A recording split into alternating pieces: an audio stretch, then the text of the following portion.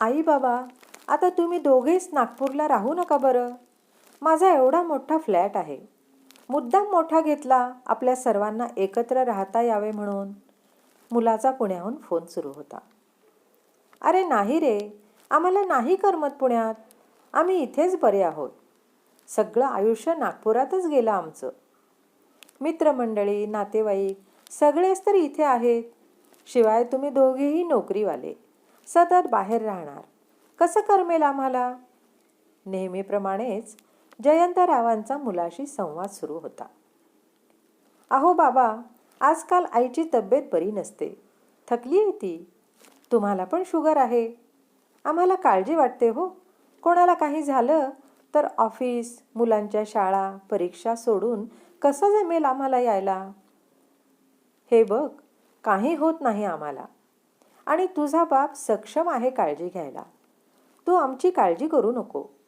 तुम्ही आपला संसार नीट सांभाळा, काळजी घ्या. बाबा, तुम्ही फार हट्टी आहात. मुलाने रागानेच फोन ठेवला. हा संवाद शांताबाई ऐकत होत्या. त्या चिडल्याच. अहो खरंच किती हट्ट करता तुम्ही पण. बिचारा किती काळजीने बोलावतोय आपल्याला. काय आहे आता आपलं नागपुरात? मीही थकले आता. आणि मित्र व नातेवाईकांचं काय? त्यांनाही त्यांचे व्याप आहेतच ना. शेवटी मुलालाच आपलं करावं लागणार आहे ना.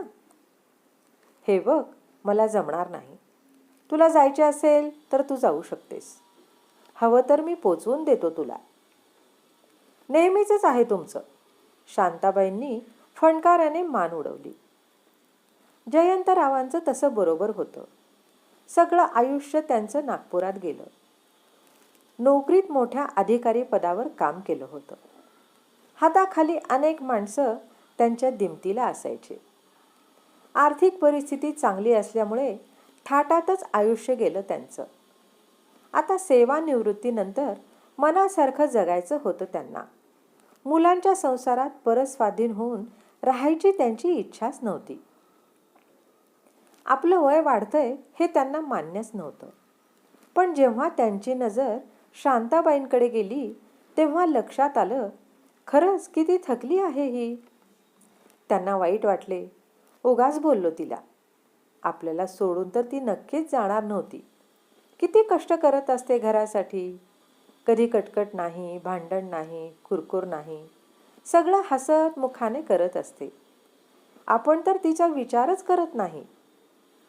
लॉकडाऊनमुळे बरेच दिवसात नातवंडांची भेट नाही.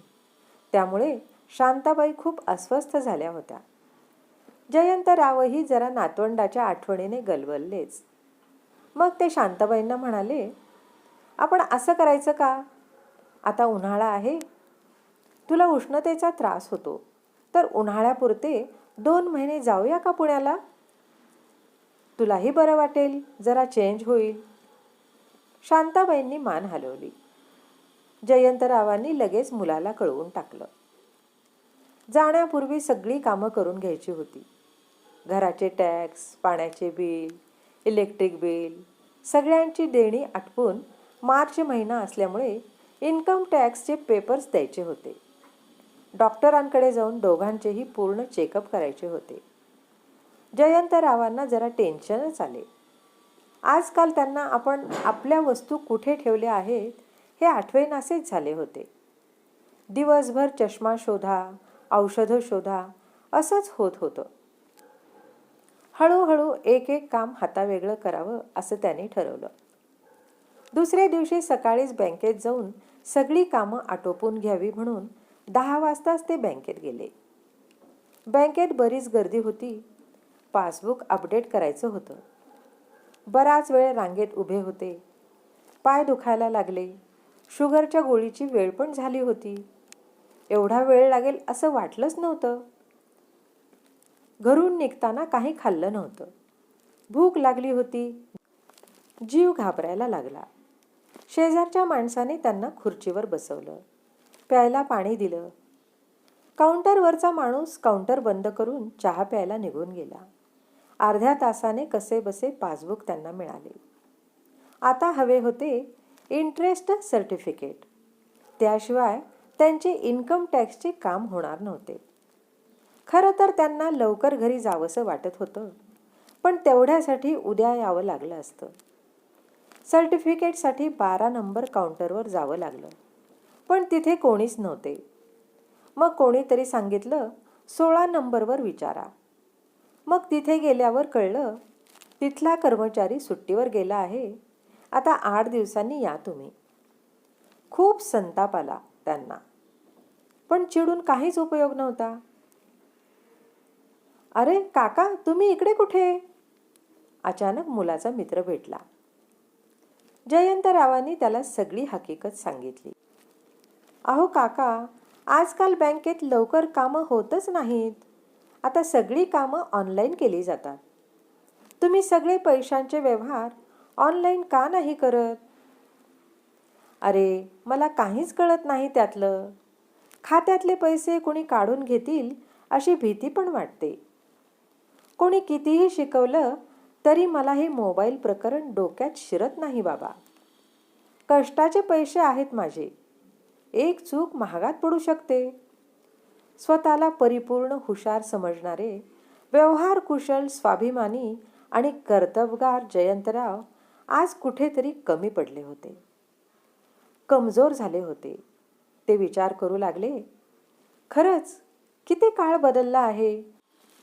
आपण कितीही हुशार असलो तरी हे नवे तंत्रज्ञान आत्मसात करणे जमत नाही आपल्याला. वयानुसार गाडी चालवणे, दवाखाना, बिल भरणे, प्रॉपर्टीची कामं जमतील आपल्याला? अनेक प्रश्न समोर उभे राहिले. त्यांना शांताबाईचे म्हणणे पटले. परिस्थितीचा स्वीकार करायला हवा. फाजील आत्मविश्वास काहीच कामाचा नाही. सगळे इगो बाजूला सारून मुलांशी जुळवून घेणे आवश्यक आहे असा साक्षात्कार झाला. शांत आयुष्य हवे असेल तर सगळ्या जबाबदाऱ्या मुलांवर विश्वास ठेवून त्याच्यावर सोपवून द्याव्या. मुलगा आग्रहाने बोलावतो तर त्याचा आधार घ्यावा. आपला आधार त्याला द्यावा. आपली संपत्तीही पुढे त्याचीच आहे. जेवढं आयुष्य आहे तेवढं आता शांतपणे घालवावे. नातवंडांना मोठे होताना बघणं हाही सुखद अनुभव आहे. ह्या सगळ्याची त्यांना पहिल्यांदाच जाणीव झाली. चला काका, तुम्हाला घरी सोडतो. मुलाच्या मित्राच्या आवाजाने ते एकदम भानावर आले. घरी आल्याबरोबर पहिला फोन पुण्याला गेला. हे बघ राजा, तुझ्या घराजवळ अगदी 5 मिनिटाच्या अंतरावर आमच्यासाठी फ्लॅट बघ. वाईट वाटून घेऊ नको, आपण सोबतच असू. तू आमचं नक्कीच करशील रे. पण जोपर्यंत आम्ही ठीक आहोत तोपर्यंत तूही तुझं आयुष्य तुझ्या मनासारखं जग. अडीअडचणींना आहोतच आपण एकमेकांना. शांताबाई आश्चर्यचकित होऊन नवऱ्याकडे बघतच राहिल्या. रसिक श्रोते हो, ही कथा तुम्हाला कशी वाटली? आवडली असेल तर जरूर लाईक, शेअर, हाईप करा आणि अशाच नवीन कथा ऐकण्यासाठी चॅनलला सबस्क्राईब करा. लवकरच भेटूयात पुढील व्हिडिओ घेऊन. जय श्रीराम.